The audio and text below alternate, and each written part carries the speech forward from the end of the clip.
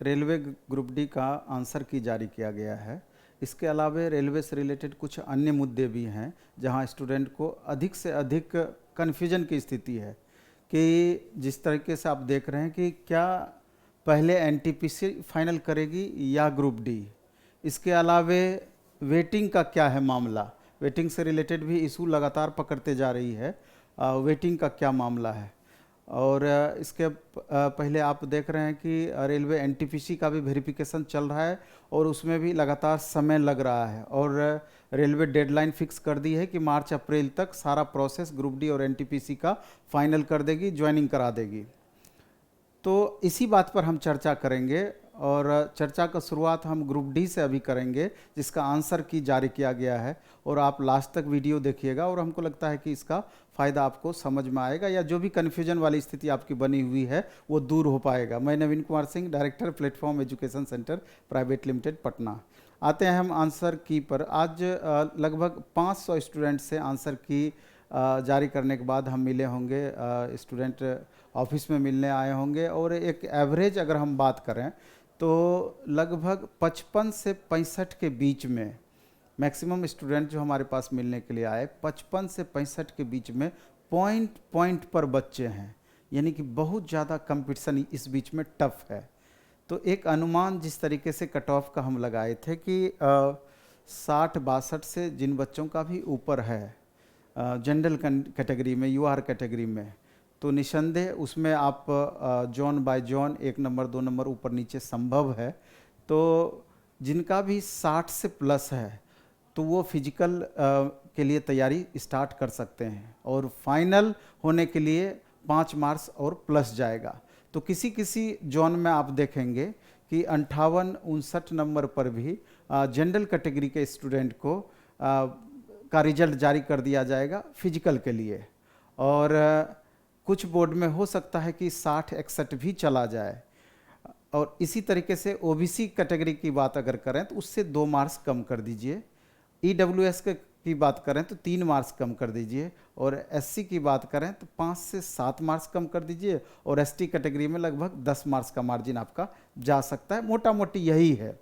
तो जिन भी स्टूडेंट का अभी 58-60 से ऊपर आ रहा होगा, निसंदेह वो फिजिकल के लिए आप तैयारी स्टार्ट कर दीजिए, फील्ड जाना स्टार्ट कर दीजिए। और जिनका भी 63-64 से ऊपर मार्क्स आ रहा है जनरल कैटेगरी के स्टूडेंट का, तो फाइनल होने की संभावना भी निश्चित रूप से बनी रहेगी। इस पर हम और चर्चा किए थे, हालांकि मुख्य जो चर्चा का विषय है उस पर भी हम आगे आएंगे, लेकिन अभी उम्मीद है कि थोड़ा सा ही चर्चा करेंगे तो आपको अधिकतम संतुष्टि होगी। और पिछले वीडियो में भी जिस तरीके से हम बताए थे कि कट ऑफ कम, इस बार मैक्सिमम कट ऑफ कम क्यों रहेगा, तो 2018 और 19 का हम तुलना करके बताए थे। 5-6 पॉइंट मुख्यतः बताए थे कि उस बार 1,89,00,000 बच्चे फॉर्म भरे हुए थे 2018 में। 2019 में 1,15,00,000 बच्चे फॉर्म भरे हुए थे। इसके बाद हम बताए थे कि उस समय 62,500 वैकेंसी थी और इस बार 1,03,000 वैकेंसी है। तीसरा बड़ा कारण बताए थे कि उस समय आपका नॉर्मलाइजेशन वाला सिस्टम था और इस बार आपका परसेंटाइल वाला सिस्टम है, जिसमें कि मैक्सिमम 1 से 3 मार्क्स का अंतर हो सकता था, जबकि नॉर्मलाइजेशन वाले सिस्टम में 5 से 15 मार्क्स तक का फ्लक्चुएशन था। इसके अलावा उस समय जो क्वेश्चन पूछा गया था तो उसमें आप देखेंगे कि इजी टू मॉडरेट क्वेश्चन था और इस बार जो क्वेश्चन पूछा गया कि मॉडरेट टू टफ क्वेश्चन पूछा गया। इसके अलावा आप देखेंगे अन्य भी कुछ और अंतर है कि उपस्थिति जो बच्चों की रही है, पिछले बार लगभग 65% अटेंडेंस था और इस बार एवरेज 54-55% अटेंडेंस ओवरऑल मिला करके रहा है। तो इस हिसाब से अगर आप देखेंगे तो कुल मिला करके 60 से लेकर 65 लाख बच्चे तक या 70 लाख बच्चे तक, 60 से 70 लाख के बीच में बच्चे अलग अलग जोन को मिला करके अपीयर हुए होंगे स्टूडेंट एग्जाम में। और 3 गुना बच्चों को फिजिकल एफिशिएंसी टेस्ट के लिए बुलाया जाएगा। तो इस तरीके से आप देखेंगे तो लगभग 6 ऐसा प्रमुख कारण है जिसके कारण से आपका कट ऑफ पिछले बार के बनिस्पत 7-8 मार्क्स कम से कम जा सकता है। इतना ज़्यादा का फ्लक्चुएशन हो सकता है। इसलिए और इसमें भी आप देखेंगे जैसे 11 तारीख का सेकंड सीटिंग या कुछ ऐसा भी सीटिंग रहा है कि बहुत ज़्यादा क्वेश्चन टफ पूछ दिया है। हालांकि इस बार बहुत ज़्यादा आपका उतार चढ़ाव क्वेश्चन के प्रकृति में नहीं रहा है। लगभग क्वेश्चन एक सीटिंग से दूसरे सीटिंग तीसरे सीटिंग में मेंटेन रखने का कोशिश किया गया है, बहुत ज़्यादा उतार चढ़ाव नहीं देखने को मिला है। तो इन सारे कारणों को मिला करके आप पाएंगे कि जिन बच्चों का भी 60 प्लस 61 प्लस 62 प्लस आ रहा है तो बहुत ज़्यादा घबराने वाली बात उनको नहीं होनी चाहिए। अब इसमें दूसरा जो अब अलग इशू है इसका, कि मेरा अपना जो मानना है, जैसा कि उस समय जनवरी में जो इतना बड़ा स्टूडेंट का मूवमेंट हुआ था, तो उस समय भी जब हाई लेवल कमेटी के समक्ष बातें रखी गई थी तो उस समय कहा गया था कि पहले हम लोग एनटीपीसी को पूरा करवा लेंगे, उसके बाद ग्रुप डी का प्रोसेस पूरा करवाएंगे। एनटीपीसी पहले करवाएगी तो जाकर, क्योंकि 35,000 प्लस जो वैकेंसी है इसमें more than 90% student group D में भी उनका रिजल्ट होना तय है। तो अगर यहाँ पर उलट पुलट हो जाता है तो भारी दिक्कत हो सकती है, क्योंकि मैक्सिमम बच्चे जिनका रिजल्ट एनटीपीसी में होना है वो ग्रुप डी में भी ज्वाइन कर लेंगे अगर ग्रुप डी का प्रोसेस पहले कर दी थी, क्योंकि जिस हिसाब से ग्रुप डी फास्ट हो रहा है तो एक संदेह पैदा कर रहा है। लेकिन हमारा अपना जो मानना है, अपना जो अनुमान है, हमको पूरा भरोसा है कि पहले एनटीपीसी का ही फाइनल करेगी और उसके बाद ग्रुप डी का फाइनल करेगी। अब दूसरी बात पर जो मुख्य मुद्दा है उस पर हम आते हैं कि वेटिंग लिस्ट के संदर्भ में, वेटिंग लिस्ट के संदर्भ में बात यह है कि जिस तरीके से इस बार वेटिंग लिस्ट को समाप्त कर दिया गया है, 1:1 के रेशियो में रिजल्ट, फाइनल रिजल्ट देने की बातें कही गई है। तो आपको मालूम है कि 1,03,000 वैकेंसी है, तो बहुत सारे बच्चे ऐसे भी होंगे कि जो वेरिफिकेशन में अब्सेंट होंगे, दूसरे तीसरे कारण से अब्सेंट होंगे, तो मे बी कि उनका सीट थोड़ा सा खाली रह जाए। लेकिन रेलवे के अधिकारियों का कहना है कि नहीं, कट ऑफ थोड़ा सा कम करके भी हम पूरा सीट भर देंगे। चलिए हम इस बात से सहमत होते हैं कि आप पूरा का पूरा 1,03,000 वैकेंसी भर देंगे। लेकिन अब तक का जो रिकॉर्ड देखा गया है रेलवे का, दिन ब दिन 2018 की वैकेंसी की अगर हम बात कर लें, उससे पहले की भी बात करें, तो 30% एवरेज स्टूडेंट 6 महीना से साल भर के अंदर में ग्रुप डी का जॉब छोड़ते हैं। इसके पीछे कारण बहुत सारा है। और अगर 2018 के ग्रुप डी की वैकेंसी की बात करें तो 50% उस समय वेटिंग रिजल्ट जारी किया गया था, और अहमदाबाद बोर्ड और दूसरे बोर्ड में भी 11वां वेरिफिकेशन हाल के दिनों में हुआ है। यानी कि बच्चे, उनका इतना बच्चे ज़्यादा छोड़े हैं कि उनका बच्चा पूरा नहीं हो पा रहा है और 11 बार उनको वेरिफिकेशन के लिए स्टूडेंट को बुलाना पड़ा, ये स्थिति है। तो आप ये मानिए कि पहली बार सीट भर दी जाएगी, लेकिन जो बाद में बच्चे खाली करेंगे, कौन बच्चे खाली करेंगे? तो बहुत सारे ऐसे भी स्टूडेंट हैं कि फॉर्म भरने का भर देते हैं, एग्ज़ाम देने का दे देते हैं, और चूंकि गवर्नमेंट जॉब के प्रति इतनी लालसा है या गवर्नमेंट जॉब हर कोई प्राप्त करना चाहता है, जब वो ग्रुप डी में ज्वाइन कर लेते हैं तो ज्वाइन करने के बाद पता चलता है कि ग्रुप डी के वर्क का क्या नेचर है, कितना कठिन काम है। बहुत सारे ग्रुप डी के ऐसे ऐसे पोस्ट हैं, गेटमैन है, ट्रैकमैन है, जब वहाँ पर रात में ड्यूटी के लिए दौड़ाया जाता है पटरी पर, या गिट्टी टालने वाली बात होती है, और भी उस तरह की बातें होती है। और अच्छे अच्छे बच्चे जो कि कभी आज तक काम किए नहीं होंगे, जब उस परिस्थिति में पहुंचते हैं तो 1 महीना 2 महीना किसी तरीके से खींचते हैं कि माँ बाप को क्या जवाब देंगे, या दूसरा हमारा क्या दोस्त लोग क्या कहेगा अगर हम जॉब छोड़ते हैं, कितना मुश्किल से जॉब मिलता है। लेकिन फिर भी 3 महीना 4 महीना 5 महीना तक जाते जाते बहुत सारे बच्चे, 10 से 15% ऐसे बच्चे हैं जो कि काम के कारण जॉब छोड़ देते हैं ग्रुप डी का।